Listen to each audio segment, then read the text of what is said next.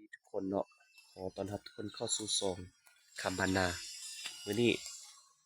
สิพาทุกคนไปเบิ่งว่าสิเอาเกลือไปให้ตัวงัวกินเพราะว่าเกลือเป็นสิ่งที่ว่างัวควายมักที่สุดเนาะว่ามันบ่อยากอยู่นำกันมันแยกย้ายกันอยู่คนละบอนคนละที่เฮาสิแล้วเอาเกลือมาปะเบิ่งว่ามันมาตกรวมกันเราจะเบิ่งกวดเบิ่งว่าตัวเด้อมันบาดเจ็บหรือว่ามันบาดบนนั้นบนนี้ตัวเด้อเป็นที่ว่าตัวที่จอยเป็นตาสักยาบ่สักยาให้มันเดี๋ยวนี้มันขยับออกไปเราจะก็เดี๋ยวใส่ดู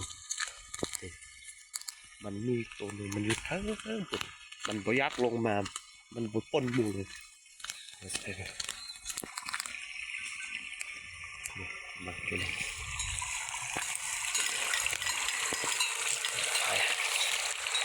เดี๋ยวกันได้เลยเป็นอะไรเนี่ย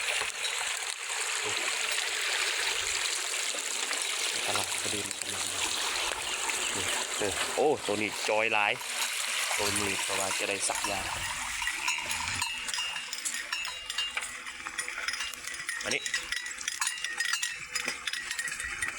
ระวังเลยก็ฮะ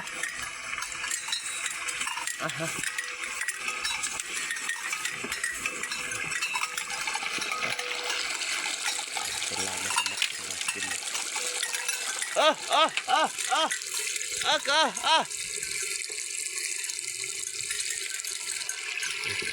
ตัวนี้คือสมาชิกเมอร์ซีซิกครับเนื้อเนาะเป็นเมมือก็แต่งงานตัวมีลูกมันน้อยๆเนาะเล็กโอ้ย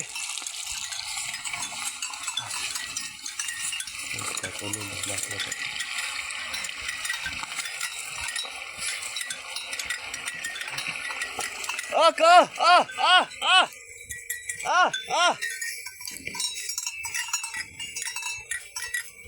มักเลย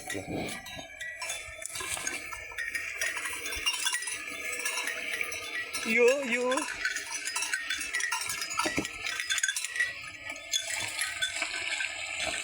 มัก